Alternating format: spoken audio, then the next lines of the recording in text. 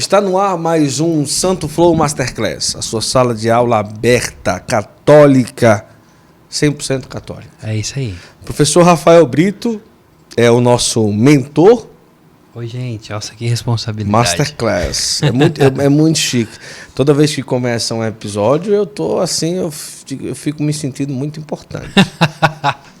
É isso aí, gente. Paz e graça. Deus abençoe a todos. Que maravilha. Olha, você que está aí nos acompanhando, muito obrigado pela sua audiência. Já vai compartilhando aí o link dessa live, vai jogando para todo mundo. Nós estamos aqui com mais um episódio inédito do nosso Santo Flow Masterclass. E hoje nós vamos trazer aí um assunto muito interessante mesmo, tá certo? Nós vamos falar um pouco sobre o Thomas More. Quem foi esse rapaz? Quem foi esse grande homem? Papa João Paulo II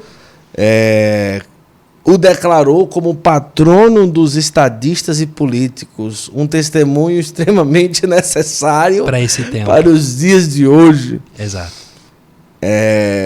Será que tem um político devoto dele? Tá difícil de achar, né?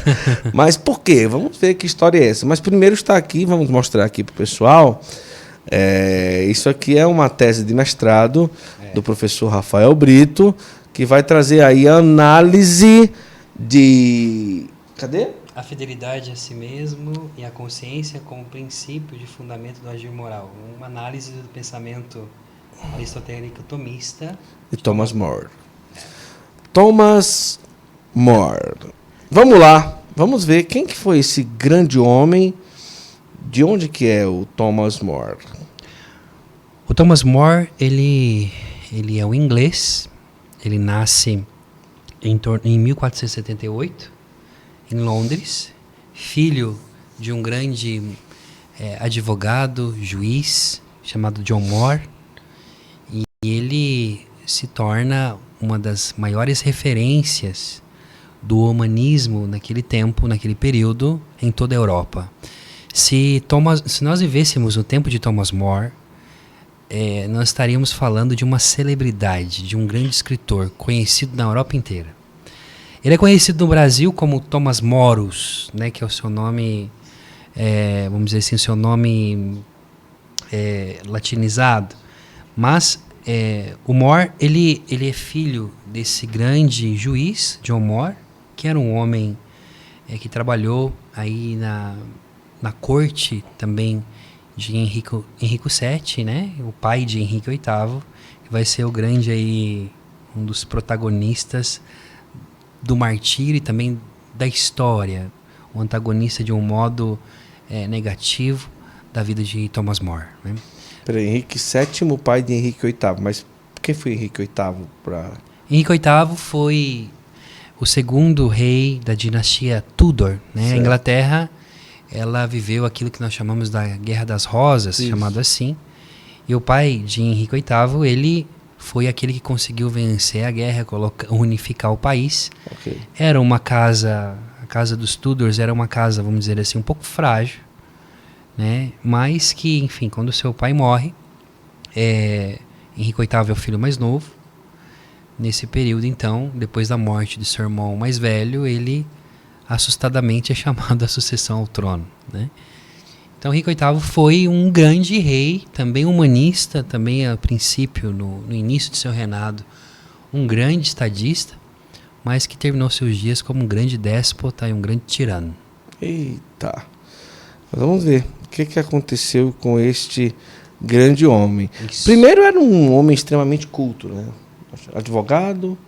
Sim, bom, ele vai ser educado nas artes, né? Tudo, aí vai juntar tudo. Pois é, Thomas More, o seu pai, com a idade de 12 anos, para você ter ideia, o seu pai consegue um modo para que ele seja pajem do cardeal John Morton. E Morton foi um grande cardeal daquele período. Ele era o chanceler, chegou a ser chanceler também da Inglaterra. Para entender esse Lord Chanceler da Inglaterra, seria como se fosse o primeiro-ministro do rei. Então era a segunda pessoa mais importante. E aí você vai ver a mão da providência. Porque John Morton, ele foi esse primeiro-ministro. Porque quem exercitava na Inglaterra Já essa realidade de Lord Chanceler era sempre uma figura eclesiástica. Sim. Sobretudo o arcebispo de Cantuária, o arcebispo de Canterbury, né, chamado assim, que é o arcebispo de Londres. Você tem aí, por exemplo, alguns anos antes, São Thomas Becket. E São Thomas Becket foi também o Lord Chanceler de seu tempo, que foi assassinado em altar, né? Então, Thomas More ele também tem o nome em honra, seja a Tomás de Aquino, como então a São Thomas Becket, que foi esse grande mártir do seu tempo, do seu país. Ele vai morar com John Morton, ele vive como pajem, ele dos 12 aos 14 anos, foi pouco tempo, foi 2 anos, mas foi o suficiente para forjar o caráter desse menino que já tinha vocação a se tornar um grande intelectual e um grande santo. Thomas More, você tem essa beleza nele, do fato, por exemplo, que se sabe que quando ele morava com John Morton, a comida dele, ele chamava de ração, aí se escandalizem vocês que não gostam de uma cerveja, ele tomava todo dia de manhã uma cerveja e um bocado de um pão preto, que era um pão bem pobre, feito de cevada e com alguns outros grãos. Era o café da manhã dele todos os dias e fazia penitência, tinha um cilício desde pequeno, foi um homem de muitas penitências. E com a idade de 14 anos, o cardeal John Morton o manda para Oxford para poder estudar. Com 14 anos, já com 16 anos, o homem já é reconhecido na universidade como uma grande potência aí de intelectualidade, né? E ele começa a crescer. Já com a idade de 18 para 20 anos, ele se forma. E só para a gente poder entender, em Oxford, junto com a Universidade Pontifícia de Salamanca, onde eu faço o meu doutorado em filosofia, então Oxford, seja também Salamanca, né? A Universidade de Bolonha, são as primeiras universidades católicas no mundo, aquilo que nós podemos chamar o início aí das pontifícias, das PUC, né? Sim. Então, a escola de Oxford é uma escola que busca na filosofia uma filosofia aristotélica tomista, mas que também é uma semente. Aí você tem uma semente de um humanismo capaz de querer colocar em diálogo os clássicos, os medievais e os modernos. Olha aí. A beleza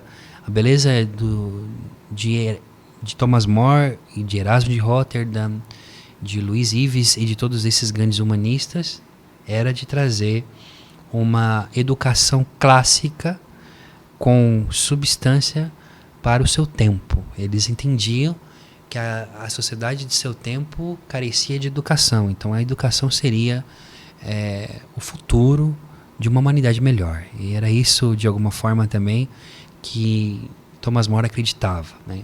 Nós vamos ter aí um humanismo antropocêntrico que vai colocar o homem como o centro do seu estudo, a antropologia e tudo mais. O humanismo é justamente isso. Quem é o homem? A pergunta do humanismo é essa: quem é o homem? Qual é o sentido da vida? Por que estamos aqui? Então, é uma abordagem filosófica que vai procurar, através da razão, tentar responder à realidade de como ela é na existência do tempo presente. Mas nós somos católicos e, portanto, esses grandes homens como Erasmo e como Thomas More, depois eles se tornam grandes amigos, são até parecidos, se você for olhar depois os quadros dos dois, chamavam eles de irmãos gêmeos, porque eram muito amigos, tinham um relacionamento muito bonito entre os dois. Eles acreditavam que a educação e que os bons costumes e que os grandes ensinaram, que estava sendo esquecido, que era a tentação aí de poder querer uma inovação em tudo, esquecendo de conservar os bons costumes. Thomas More, então, ele começa a crescer. Nesse sentido, ele, depois que termina os seus estudos, ele começa a pensar se de repente não era a vocação dele se tornar monge. Então, eu já ia perguntar se ele não havia pensado em ser padre. Exatamente. Ele acaba indo, né, aí para o mosteiro em Londres, mas fica algum tempo, descobre então que não é a sua vocação, mas o modo como ele viveu foi uma vida ascética o tempo inteiro, né? O Papa João Paulo II, quando o proclamou santo e padroeiro dos políticos, diz isso, né? Que Thomas More, ele teve a capacidade de ser um pai de família, um grande estadista, um grande intelectual, mas com a alma no céu, vivendo na terra. Que coisa linda. É um testemunho muito atual e para os tempos de hoje, né? Demais. Mas, diretamente, qual foi o cargo político que ele assumiu? Quando ele sai do mosteiro, depois ele se casa, depois ele perde a esposa, ele casa uma segunda vez, né? Ele vai ter 4 filhas, e uma dessas principais, ele vai ter a colaboradora junto a ele, que é Margaret, né? E a Margaret, ou a Margarida em português, ela vai ser o xodó da vida de seu pai, no sentido de que ela herdou do seu pai esse dote intelectual. A tal ponto, por exemplo, que Thomas More, ele, na sua casa, Erasmo de Roterdã fala isso nas suas cartas, ele diz que era uma alegria estar na casa de Thomas More, porque parecia que ele estava numa espécie de ágora. Porque na casa de Thomas More, do empregado, da sua filha até o último empregado, todos sabiam ler latim. A sua filha o ajudou a traduzir todos os escritos de Luciano de Samosata, que foi um grande latinista, intelectual, filósofo do Império Romano, para o inglês. Então, ela sabia ler latim, a filha traduzia grego. Então, para o seu tempo, uma mulher que poderemos chamar assim humanista, era algo fora da casa. Então, você já perceber como que a cabeça do homem era. Para Thomas More, todos deveriam ter acesso ao conhecimento, porque é através do conhecimento que você conhece o mundo, se conhece e conhece também a Deus. Para ele, o conhecimento nada mais é do que a autoconsciência de si mesmo para viver uma vida ética integral e não uma ética desconectada de você mesmo, da realidade e do mundo da transcendência.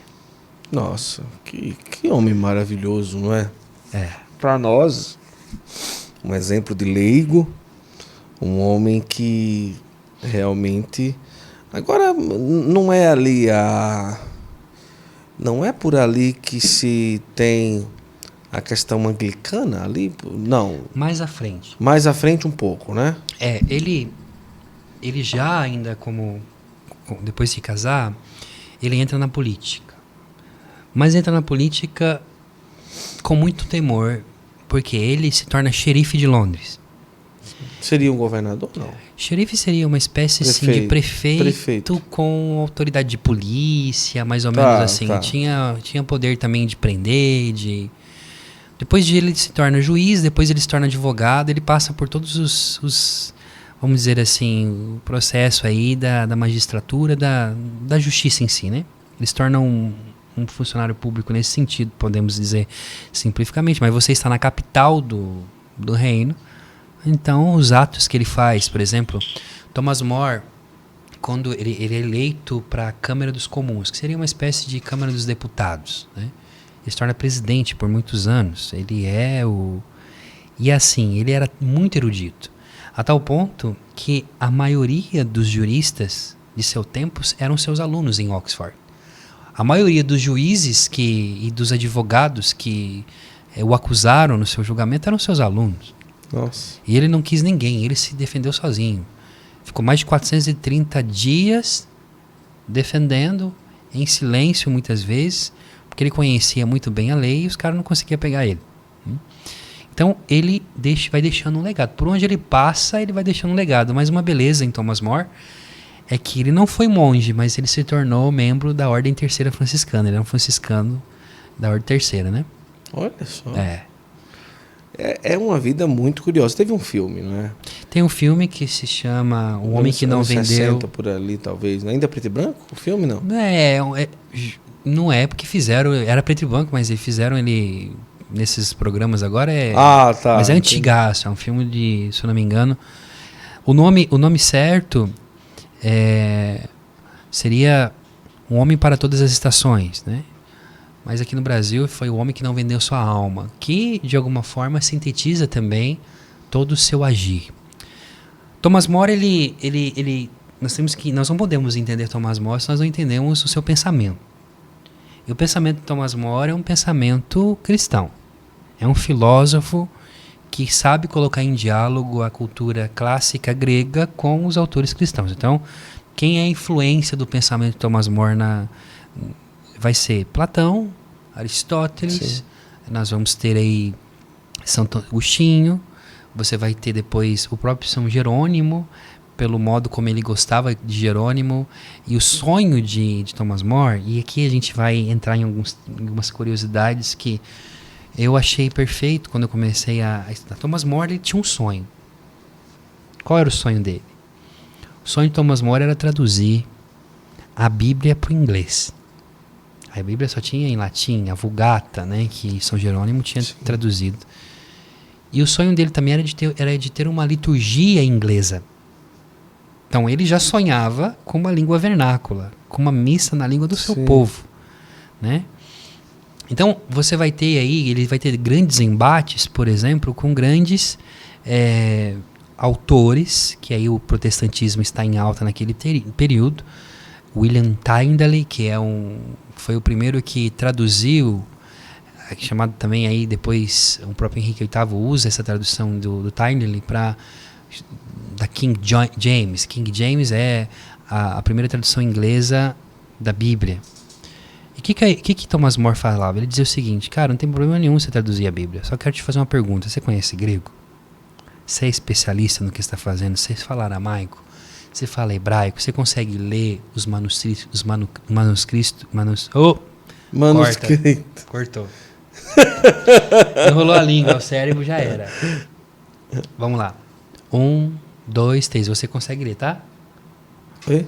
Vamos lá. 1, 2, 3. Pra cortar, hein? 1, 2, 3.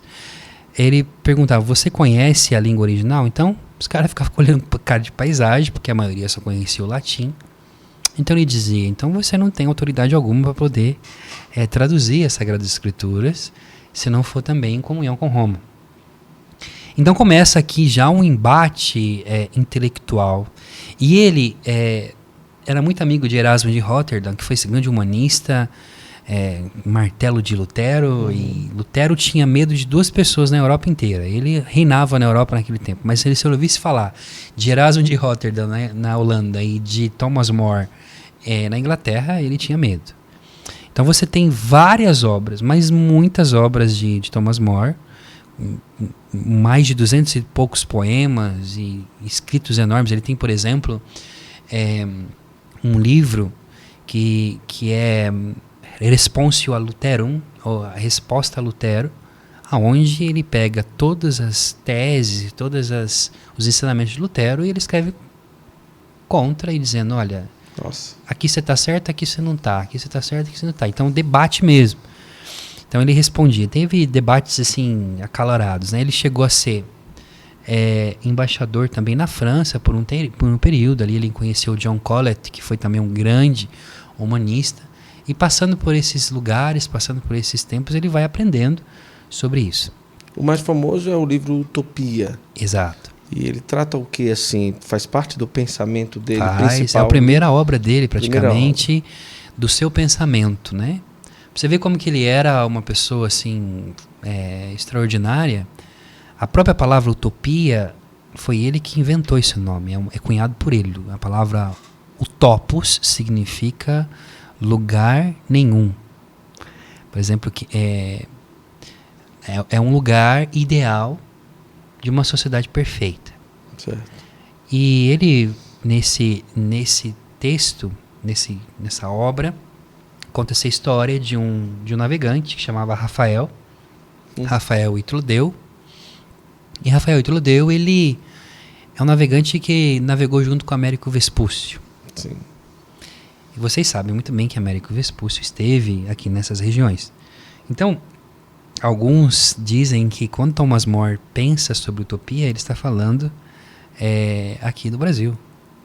Porque já chegava-se notícias da descoberta das Américas e sobretudo do Brasil. Então, o lugar onde coloca a utopia está praticamente aqui na região da Bahia, mais ou menos aqui. Então, porque nasceu em 1478, o Brasil ali, a movimentação mais ou menos ali a partir de 1500. Então ali já... Isso. O que Thomas More em Utopia ele ensina? Ele diz o seguinte, que esse Rafael Trudel, ele vai para essa viagem, ele encontra com essa ilha chamada Utopia. E os utopianos, eles eram um povo interessante. Só que a obra Utopia é uma ironia. Certo. Ele era irônico. Ele usava a ironia como arma para arrebentar com todo mundo. Então, a Utopia era uma sociedade perfeita, onde as pessoas elas tinham as suas casas, mas essas casas elas eram substituídas, né? As pessoas mudavam. Era como se fosse uma comunidade perfeita, onde existia a propriedade privada, cada um cuidava da sua terra, porque ele dizia o seguinte, olha, esse tempo que a pessoa fica ali, ela tem que cuidar das suas coisas, porque ele dizia, se todo mundo cuida de tudo, ninguém cuida de nada. Sim. Então ele defendia a propriedade privada. Ele dizia que não era propriedade do rei, era propriedade do povo da terra. A tal ponto que o próprio Karl Marx, quando lê Utopia, ele diz que aquilo ali já é uma semente da própria ideologia marxista, e ele está completamente equivocado, porque se Thomas More encontrasse com ele seria destruído intelectualmente, a começar, porque para Thomas More, veja, a salvação de uma sociedade não está no materialismo, mas está na capacidade de desprendimento de si mesmo versus o outro, de se tornar um dom para o outro. É na vida ética que uma sociedade cresce, não é em simplesmente em uma estrutura ou um sistema político. Então você tem, por exemplo, em Utopia, interessante, quando ele vai dizer que todos têm acesso à educação nessa cidade, nessa ilha. Desde os menores até os maiores, eles trabalham, mas eles trabalham pouco.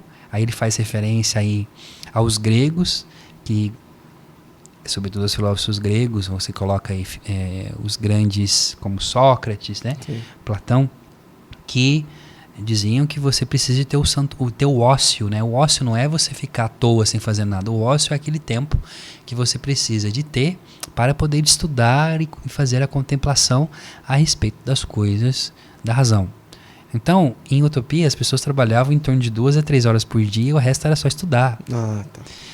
E aí ele fala assim, Rafael, quem está contando é esse interlocutor, que na verdade, né, é aquele jeito de diálogo consigo mesmo. Rafael Trudel, na verdade, tem um símbolo, porque Rafael é o anjo, que é a medicina de Deus. Ele está dizendo que, na verdade, a cura para a Inglaterra de seu tempo é de alguém que saiu da Inglaterra para ver o mundo de um outro modo e voltou. Sim.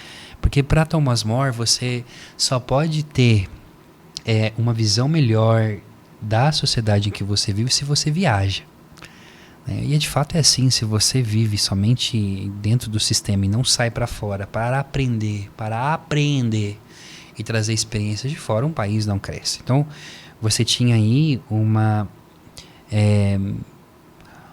vamos dizer assim, uma centralidade muito grande na figura do rei, na Inglaterra. Tinha-se um problema muito sério na Inglaterra do tempo de Thomas More, que o rei, para poder se manter no poder, sobretudo Henrique VIII, distribuiu muitos títulos de nobreza para todo mundo. Então tinha muito nobre na Inglaterra. Os pobres morriam praticamente de trabalhar para esse povo e, sobretudo, qualquer besteira era morte. A tal ponto, por exemplo, me permita que eu tenho aqui em italiano, que eu estou traduzindo esse texto, ele vai falar para nós a respeito ele vai falar a respeito, por exemplo, como que um filósofo tem que se comportar. E ele está conversando com Rafael Trudel. E o filósofo, para ele, é um sábio. Então ele diz assim, ó, isso aqui está em Utopia, número de 34 a 35, ele diz assim: é evidente, ele diz a Rafael, querido Rafael, que não são as riquezas e nem as potências, e eu tenho certo que nem mesmo eu me preocupo com o respeito humano e por aquilo que as pessoas podem dizer. Mas eu te pergunto, o que você faria se um filósofo generoso e verdadeiro se dispusesse a prestar um serviço e a mostrar o seu infortúnio diante de um tirano? Ele realizaria essa parte do seu conselho também diante desse soberano? Ou ele deixaria ser levado pelo medo de poder admoestá-lo. E eu te digo, o verdadeiro sábio é aquele que tem a coragem de educar cidadãos e o tirano, para que os tiranos não sejam tão maus, para que eles possam, então, ter de alguma forma, ser uma versão melhor de si mesmo. O que ele está dizendo aqui? O filósofo verdadeiro, ele tem uma visão. Ele não pode, de forma alguma, do mesmo modo que ele trata um pobre na rua, ele tem que ser o mesmo diante de um soberano. E se esse soberano ele é um tirano, a consciência, e aí nós vamos falar sobre isso, a verdade de si mesmo e a realidade que eu tenho de quem eu sou, do conhecimento de quem sou para o outro e para o mundo, preciso então, pelo conhecimento que recebi, também educar reis, tiranos, imperadores e quem precisar. Em poucas palavras, é de alguma forma também o seu pensamento um pouco estoico. Ele tem essa ideia de que a filosofia ela é um serviço, muito mais do que simplesmente uma especulação. Então Rafael Itlodeu vai ali, ele está contando, ele está dizendo, olha, quando eu cheguei lá em Utopia, era muito louco, porque eu fui jantar e eles chegaram com vasos de barro, talheres de madeira para a gente comer. Enquanto os vasos de plantas eram feitos de ouro, enquanto o balde de água, falando bem, era de prata. Então parece que eles inverteram os valores, porque a lixeira era feita de ouro, enquanto as coisas mais importantes eram de barro, eram de coisas simples. O que ele quer dizer com isso? Que para os utopianos, a vida ela não está nos bens materiais, mas no modo. Qual é a verdadeira riqueza na mesa? A verdadeira riqueza na mesa não está no ouro e na prata, porque o ouro e a prata estão ornamentando em volta, mas na mesa quem tem o valor de verdade são as pessoas que estão em volta dela. Rapaz, eu estou impressionado com aquilo que traz a vida do Thomas More. Agora, a gente sabe que ele foi levado à morte. Né? E qual o principal motivo que o levou a ser tão perseguido e chegar a ser martirizado, defendendo não só a fé, mas uma causa por inteiro, né? Eu estudei, né, o meu mestrado, o pensamento dele e a vida dele. E quando eu tive acesso ao processo de Thomas More, eu falei, meu Deus, que homem é esse que ninguém sabe? Ao processo, como assim? Processo jurídico. O processo jurídico. Certo. Você tem aí as atas, seja de todo o processo, de como ele se defendia, de como ele ia viver nesse tempo. Mas Thomas More, ele vai para a corte, ele é chamado para a corte porque ele se torna a celebridade nacional e internacional da Inglaterra. Ele era o rosto da Inglaterra lá fora. Então, sendo que ele já exercitava também essa realidade política, Henrique VIII, que estava começando, que era super narcisista também, e que gostava de Thomas More por causa que o via na corte junto com seu pai,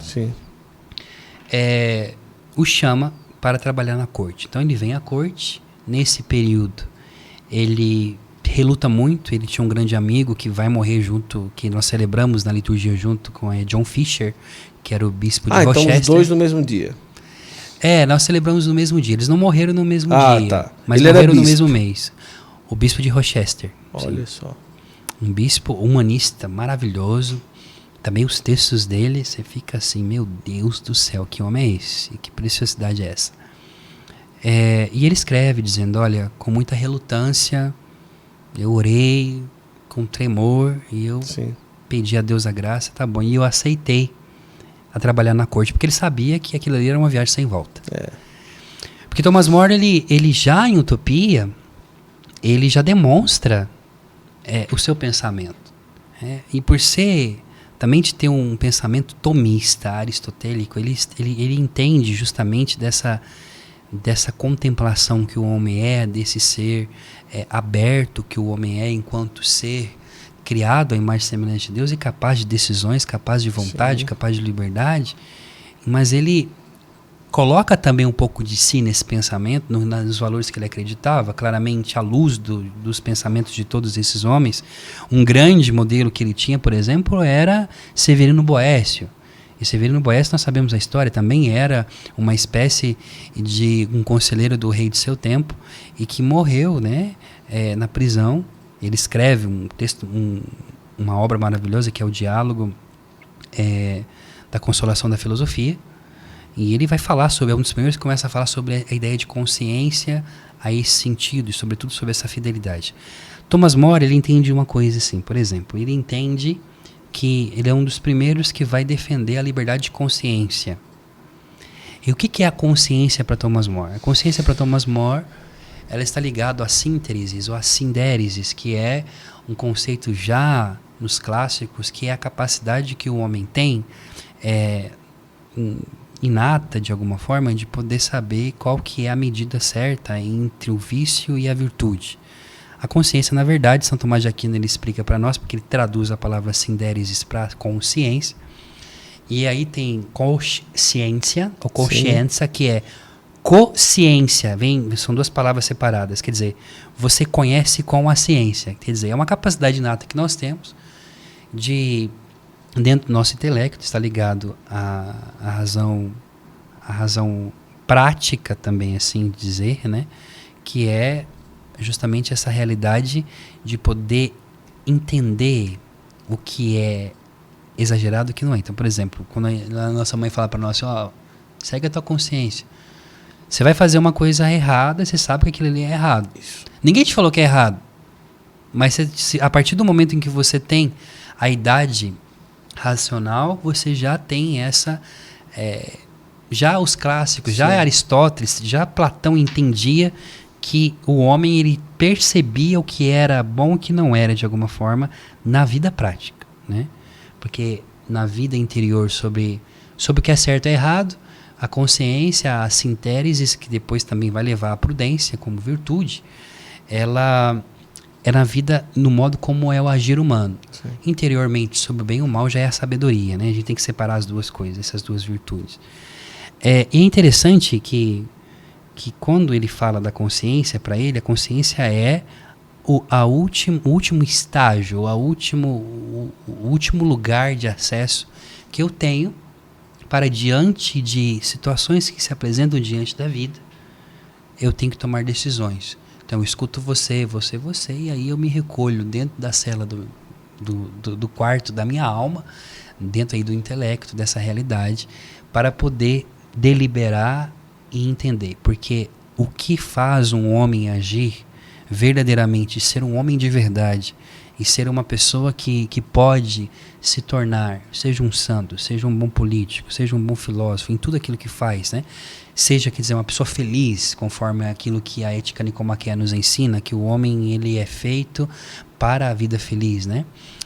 Todos nós queremos a felicidade. Felicidade não está ligada a bem-estar, felicidade está ligada ao fim último do qual nós somos feitos, que na verdade nós sempre procuramos o bem. Então, sendo que o bem ele é sempre mutáveis, né? Eu quero ser um professor, me torno professor e falo, beleza, agora eu quero ser diretor da escola. Sou diretor da escola, beleza, eu quero ser o presidente da república, beleza, quero ser rico. E aí você vai vendo que o homem ele é um buraco negro que nunca, que vai só engolindo, quer.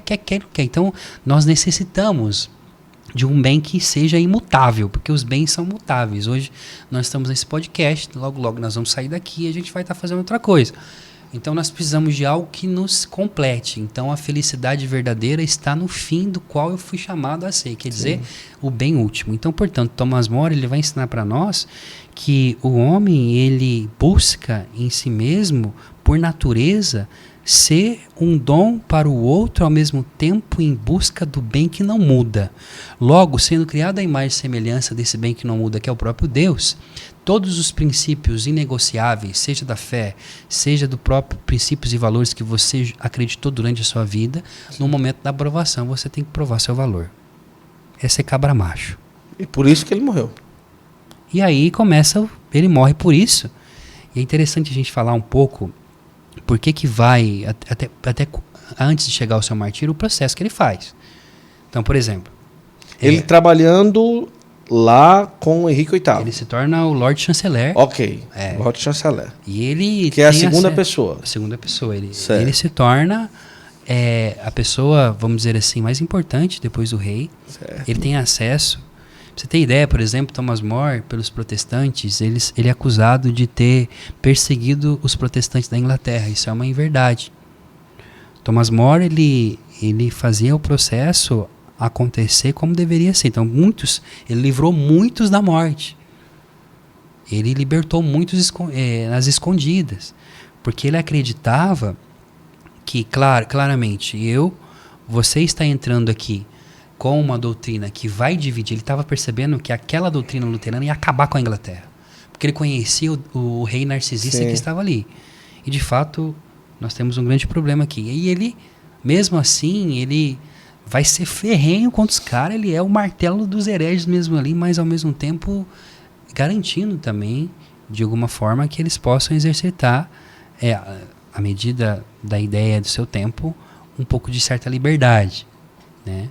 Bom, nesse sentido, nós temos um problema, que o rei Henrique VIII, ele casa com Catarina de Aragão, e Catarina de Aragão é filha dos grandes reis de Castela, de Espanha ali, ela não consegue dar filhos a ele. Teve, se eu não me engano, em torno de 6 abortos, natimortos, as crianças nasciam, e ela conseguiu dar um único filho, que depois morreu, né? E depois uma menina, que é a Maria, depois chamada Maria Tudor ou a Maria Sanguinária. Então, ele, vendo que não tinha um filho, tinha essa obsessão de ter um filho homem, ele então decide se separar da sua esposa, ele pede o divórcio. E nesse momento, ele começa então a pressionar a igreja para que possa anular o seu casamento. O Papa da época diz que não é possível. Então aí Henrique VIII decide, por influência de Ana Bolena, que era já essa mulher que foi depois a paladina, vamos dizer assim, a protagonista dos grandes problemas na vida da Inglaterra e na própria vida dela, coitada, é uma vítima de um déspota. Ele começa a sair com ela porque ela já frequentava a corte, então se torna sua amante. E então ele vai ter com Ana Bolena um caso extraconjugal. Enquanto isso, ele quer o anulamento do casamento. A Catarina de Aragão não aceita de forma alguma, porque ela é católica mesmo e não é bem assim. Então ele se divorcia, e antes de divorciar, Thomas More, sem falar o porquê, pede demissão. Ele disse: olha, eu quero ir para a roça, tô querendo ir aí para fazer minhas coisas, cuidar da minha família. Então ele pede demissão desse cargo.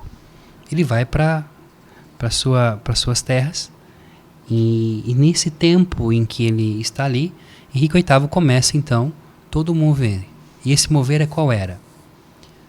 O divórcio com Catarina de Aragão ele conseguiu, faz Catarina de Aragão morar num castelo. Coitada, essa mulher termina os seus dias como princesa. Ele a reduz a princesa, viúva, porque ela era casada com seu irmão antigamente, né? Nossa. Então, Catarina de Aragão era a esposa do irmão de Henrique VIII. Ele morre, ele sucede, então ele casa com a cunhada, vamos dizer assim. A princípio ele se amava, mas depois, porque ela não deu filho para ele ficou louco da cabeça. E, enfim, ele fica com Ana Bolena, ele exilia ela nesse castelo, que ela vai ficar ali, proíbe ela de ver a filha, a única filha que tinha, e a fez sofrer muito. Thomas More ia visitá-la de vez em quando, porque eles trocavam cartas, eram amigos e tudo mais. E ele já sabia o que ia acontecer com ele.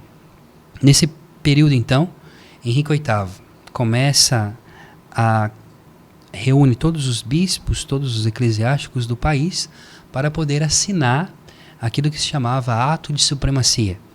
E o Ato de Supremacia era o quê? Era um documento assinado pela Igreja e pelos bispos da Inglaterra que diziam que a Igreja da Inglaterra ela estava emancipando-se de Roma e que o chefe da Igreja da Inglaterra era o rei, que até hoje aí dá início aí à Igreja Anglicana, né?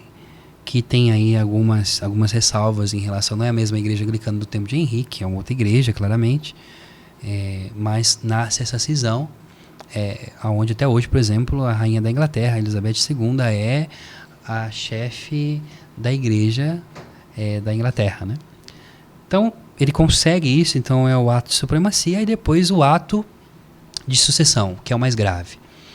E o ato de sucessão, ele nesse ato, ele dizia o seguinte, que todos os filhos que ele tinha tido que na verdade era uma só, com Catarina de Aragão, não era filha dele, mas que os filhos com Ana Bolena deveriam ter acesso ao trono.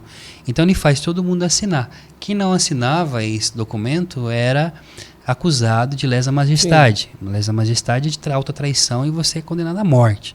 Então você imagina, você com a sua família, chega alguém e diz assim, ó, o rei mandou assinar isso aqui, assina esse decreto. Quando chega um pra Thomas More na sua casa para ele assinar, porque ele era uma figura pública, ele foi um dos primeiros que chegou o documento para ele, o rei fez o propósito, ele fala que ele não vai assinar. Aí manda de novo um emissário, por favor, o rei pediu porque ele gosta de você, não vou assinar. Mas por que você não vai assinar? Ele falou, não vou falar, não preciso de falar porque eu não vou assinar. E aí ele se despede da sua família, dos seus servos, pela última vez, e vai então ser encarcerado na Torre de Londres. Na Torre de Londres, de um lado ele, do outro lado John Fisher e de outros grandes homens e mulheres. Nesse tempo, Henrique VIII começa a confiscar todos os mosteiros, a destruir todas as relíquias, e começa a destruição dos mosteiros, e começa a loucura ali. A tal ponto que não tem mais como... Você lembra mais ou menos que ano, mais ou menos, que ele foi preso? Não, assim... Ele foi preso em 1534. Certo, tá. E foi morto em 1535. Né? Um ano só ali? Ele ficou em torno aí de 430 e poucos dias na prisão. Por que ele ficou tudo isso? Ele ficou tudo isso porque o rei, de alguma forma, tinha uma certa estima por ele. Mas parece um pouco a história de Herodes e de João Batista, né? Sim. Muito parecido. Chega uma hora que a galera pressiona, o cadáver. Não tem jeito. Então a ideia era de deixá-lo ali, mas ele sabia que a clemência do rei não era libertá-lo da prisão, era deixá-lo ali na prisão. Ele não ia morrer, mas ia morrer na prisão de todo jeito. Porque o fato dele não ter assinado, isso repercutiu demais entre os católicos, e isso trouxe uma resistência muito grande aos cristãos, uma força muito grande. Tipo, a um determinado momento que você tem um rei que não mais é servo da igreja, você tem o ex-Lord Chanceler, ele não deixou de ser Lord Chanceler para o povo. Então ele chega na prisão, Thomas More, com uma fama já de santidade, mas ao mesmo tempo porque ele ajudava os pobres, ele era franciscano. Ele ensinava as pessoas a ler, ele cuidava de famílias, ele dava posses, ele era um homem generosíssimo. Né? Então quando ele chega na prisão, ele começa o quê? A escrever. E na prisão tem as cartas da prisão, chamadas assim. São cartas que ele escreve para os seus amigos e sobretudo para sua filha Margaret. Mas existe uma obra muito linda que ele escreveu, que eu espero poder traduzir para o português, para o Brasil, que chama Diálogo no Conforto da Tribulação. E é à luz do mesmo naipe que ele fez, já é alguma coisa para a gente pensar. O Diálogo no Conforto da Tribulação, ele vai fazer um diálogo para poder falar sobre como você passa por tribulações, sendo confortado, seja pela filosofia. Então ele está fazendo alguma coisa igual, lembra que ele tinha Boécio como um grande exemplo, né, diálogo do consolação da filosofia, e ele vai dizer na tribulação, qual que é, de fato, o que faz um homem superar qualquer tribulação. É a sua união com Deus e, ao mesmo tempo, a sua capacidade de se tornar a si mesmo. O tempo inteiro, Thomas More vai dizer que o homem, ele é aquele que é, porque ele é a imagem daquele que sou. Sim. Né? Bom, dentro dessa realidade, ele vai escrever com carvão. Carvão mesmo. É um livro dessa grossura, cara. É uma coisa linda. E aqui, capaz, Aristóteles, na Ética Nicomaquea, capítulo 6, número tal, diz, e vai explicando sobre prudência, sobre juízo, sobre todas as coisas. Então, ali é um legado, é um testamento dele. Ele escreve uma outra obra que chama Agonia de Cristo, e ele escreve também algumas orações, como, por exemplo, oração à Divina Eucaristia, pelas almas, ele faz uma oração às almas, enfim. Então, tiram até o carvão e a pena dele, ele fica sem nada. Então ele começa a escrever carta para os seus filhos. E aí tem um grande problema. Porque a família de Thomas More vai começar, as suas terras vão ser confiscadas. E um amigo banqueiro na época vai sustentar a família por 2 anos, por um tempo, depois que ele morre, ainda sustenta por um tempo, depois vão cair tudo em miséria. E ele sabe que a família precisa disso. Então a família vai fazer o quê? Manda cartas para ele, fala assim, a esposa vai dizer para ele, olha, né, a Lady Alice Middleton, ela diz assim, ó, amor, faz o seguinte, pega essa porcaria, eu tô falando em palavra bem esdrúxula, né, desse decreto, assina, a gente sabe que você não concorda, mas assina. Aí ele fala assim, escute, Aristóteles ensinava, na Metafísica número capítulo 5, sobre a realidade da não contradição. Princípio de não contradição. E o princípio de contradição é muito simples. Por exemplo, essa caneta. Eu falo para você assim, Guto, essa caneta é um lápis vermelho. O princípio da não contradição é óbvio. Ele vai dizer, não, isso aqui você pode falar o que ela é. Que ela é isso na tua cabeça, mas na realidade ela é uma caneta azul. Então ele dizia, como que eu posso assinar algo que é óbvio que está errado e falar de boca que eu acredito, sendo que a minha consciência, o meu pensamento diz que não. Porque para Thomas More, o homem que age é o mesmo homem que pensa. Sim. Então para ele, eu sou aquele que me apresenta ao mundo, então eu preciso de ter uma integridade. Então nesse sentido, ele vai dizer, se eu assinar, eu estou negando a mim mesmo, e eu na vida, eu sou eu mesmo. Então por isso, que a minha tese de doutorado, que eu estou fazendo, é em Thomas More ainda, e a tese é prudência, ética e testemunho. Por que prudência? Porque a prudência é a virtude do sábio. Sim. Depois você tem a ética, é o comportamento humano, é o modo como você se comporta no mundo, também fala muito de você. Né? E o testemunho, porque Thomas More quer deixar atrás de si um testemunho de si mesmo para deixar é o legado dele. Então ele diz, eu não vou assinar. Então o rei manda carta, então tem várias cartas, ele mandando carta para o rei, por exemplo, dizendo ao rei, ele começa elogiando o rei, ele diz, olha, o senhor é maravilhoso, é um dos maiores clementes, é isso, aquilo, isso aqui, tudo mais, e fala assim, só que você não pode me obrigar a ir contra a minha consciência. E aí o rei vai mandando emissário, vai tirando coisas dele, e ele está lá dentro da prisão, e aí começa o julgamento dele. No processo de Thomas More, tinha-se mais de 30 juízes. No tribunal você tem um juiz. Você vê a patifaria que era, Sim. 30 juízes. Então ele vai ser julgado na Câmara dos Comuns, onde ele era presidente. Sim. É como se ele fosse um deputado sendo julgado na Câmara dos Deputados. Então você vê a ironia e o jeito como ele vai tratando a galera não consegue pegar ele. Então, em um determinado momento, ele não falava mais nada, ele ficava em silêncio. A tal ponto que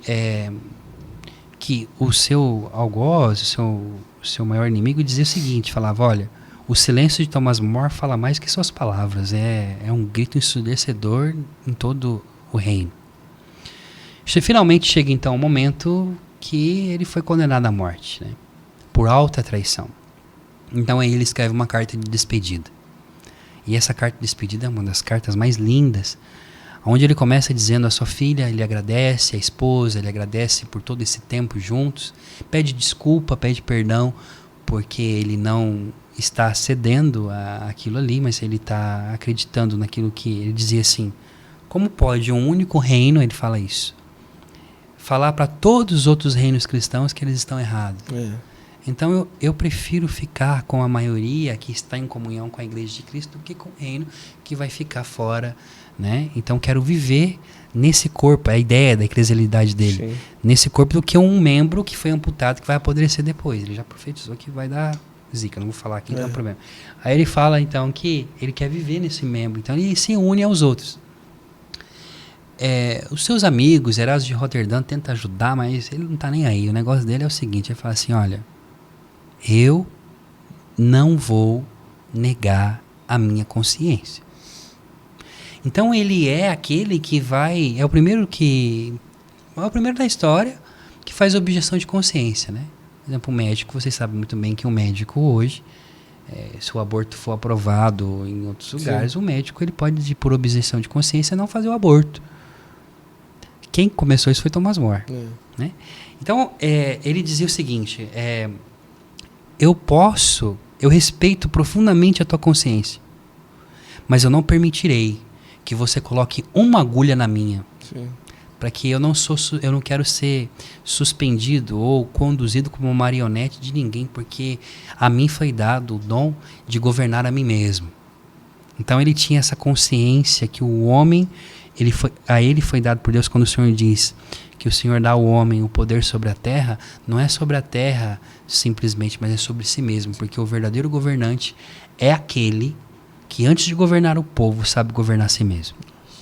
O autogoverno.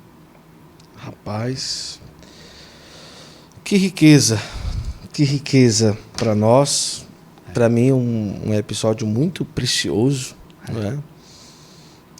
As pessoas podem depois procurar lá na plataforma do Instituto São Rafael, tem alguma coisa? Não? Ainda não. Ainda não, vamos lá. É a primeira vez que eu falo de Thomas More, assim, público pra galera. Que lindo, Mas, que lindo. Terminando, Thomas More, ele, só para você saber como termina os dias dele, ele é condenado à morte, à decapitação. O rei manda um decreto dizendo que por clemência ele não vai ser morto como morrem os pobres, que eram estripados, abriam tudo aqui, então eram torturados. Então ele vai ser decapitado. Só que Thomas More, ele tinha uma ironia, ele era cômico, né? Então ele diz assim, espero que essa clemência do rei não recaia sobre os meus amigos, né? Porque, meu Deus, que clemência é essa? Vai me decapitar a cabeça aqui. Deus que guarde essa clemência dele para lá, né? Então ele vai até o patíbulo, ele sai de procissão praticamente do lugar onde ele estava, e o povo chorando. Então ele encontra as pessoas que ele ajudaram. Tem até uma história aqui na procissão. A procissão ele encontra com uma senhora que ele tinha prometido para a senhora que ele ia dar para ela uma ajuda para a fazenda dela lá, um dinheiro. E a senhora vem comprar ele no meio do caminho. O Thomas More, o senhor falou para mim que ia me dar esse dinheiro. Ele falou assim, minha senhora, depois que a minha cabeça rolar lá em cima, só para pegar o que a senhora quiser, meu, né? Isso, ele vai subindo no patíbulo, e quando ele sobe, ele já está bem debilitado, ele quase cai. E aí alguém tenta segurar ele, o carrasco que está levando ele é devoto de Thomas More. Sim. Então é uma perda muito grande, as pessoas estão chorando. Dizem que o carrasco que o decapitou morreu inconsolado por ter feito aquilo ali, mas teve que cumprir a lei do rei, né? Então quando ele vai chegar, ele faz a oração, ele reza o miséria, né? Senhor, tente piedade de mim, enfim, tudo mais. E antes de... ele faz um discurso, ele diz, orem pelo rei, orem pela Inglaterra e digam a todos que eu morro como um fiel servidor do rei, mas Deus primeiro. Nossa. Então ele se ajoelha, enquanto ele está ajoelhando, o carrasco chega para decapitá-lo e diz, Senhor, eu peço a sua bênção e o seu perdão. Então ele levanta o carrasco. Fique de pé, homem. Ele olha nos olhos do menino e diz, olha aqui, hoje você vai me dar, é maravilhoso, as marcas são terríveis, hoje você vai me dar aquilo que nem minha mãe e meu pai me deu. A vida inteira eu procurei o rosto de Cristo, hoje você vai abrir as portas do céu para mim. Então seja corajoso, porque você vai fazer um grande bem a mim hoje. E tome cuidado, porque o meu pescoço é curto, pra você não fazer figura feia, você tem que bater certinho, porque senão você vai ser expulso do seu trabalho. Corte direito. Nossa. E aí ele tira do bolso as últimas moedas que ele tem e ele paga ele. Ele diz, olha, essa moeda é para você, para sua família, para você comprar o que você precisa para sua casa. Nossa. Eu estou pagando para você. Aí que tá ligado a uma ideia da filosofia antiga, da mitologia antiga de Caronte, né? Você pagava uma moeda para atravessar.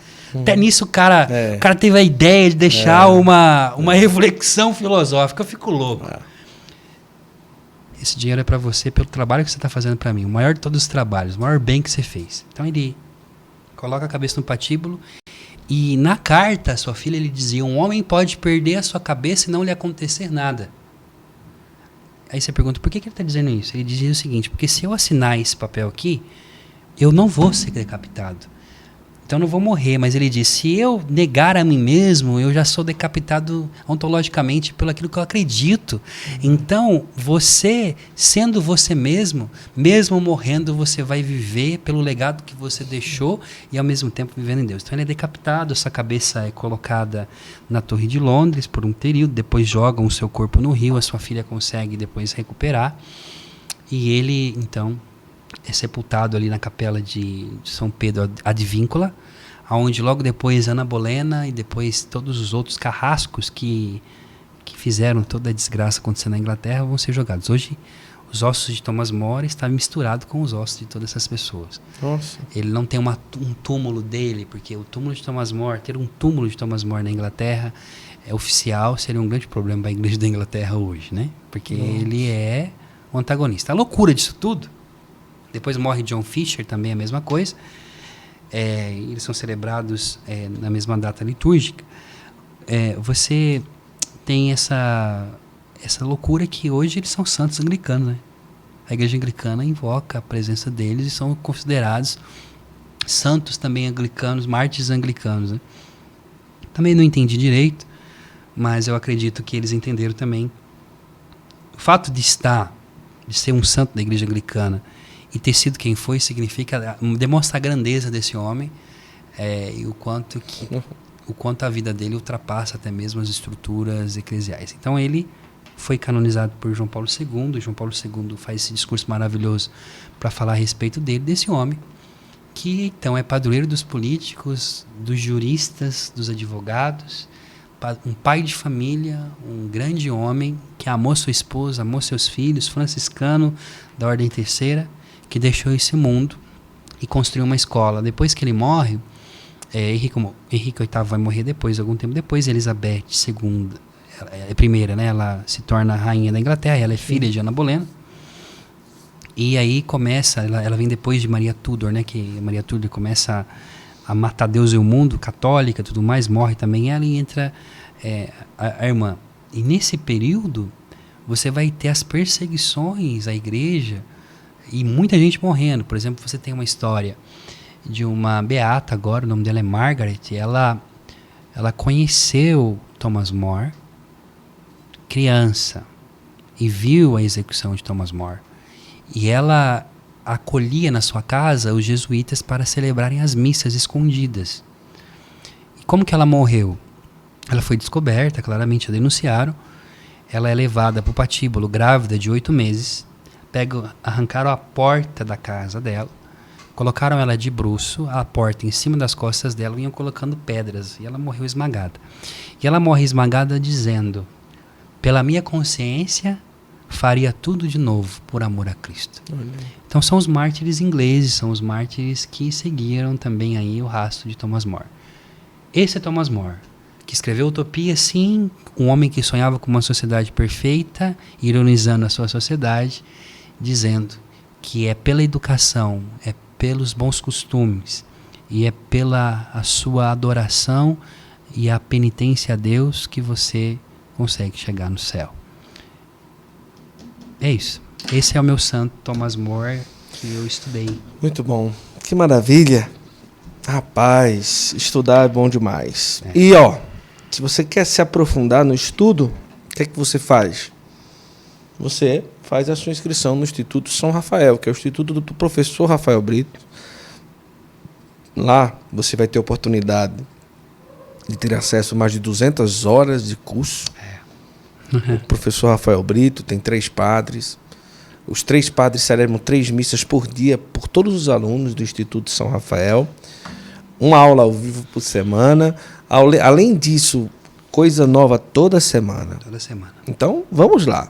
Acesse lá o site institutosaorafael.com.br, faça a sua inscrição e aprofunde a sua fé, né, desse jeito tão simples, tão bom de ouvir, tão maravilhoso e que nos ajuda, com certeza, a sermos melhores como cristãos, como católicos. É isso aí. Mais um Santo Flow Masterclass. É isso aí, gente. Eu quero que vocês façam um favor para nós. Por favor, compartilhe todas as lives. Ative, por favor, o sininho de notificações aqui para você ser comunicado de que os nossos podcasts, as nossas lives e tudo aquilo que nós estamos fazendo vai ter vai ter novidade, né? Muita novidade. Para você poder receber, para que também esse é o desejo nosso de contribuir para o teu crescimento intelectual e também o teu conhecimento do Senhor, porque só se ama quem se conhece, dizia já Santo Agostinho.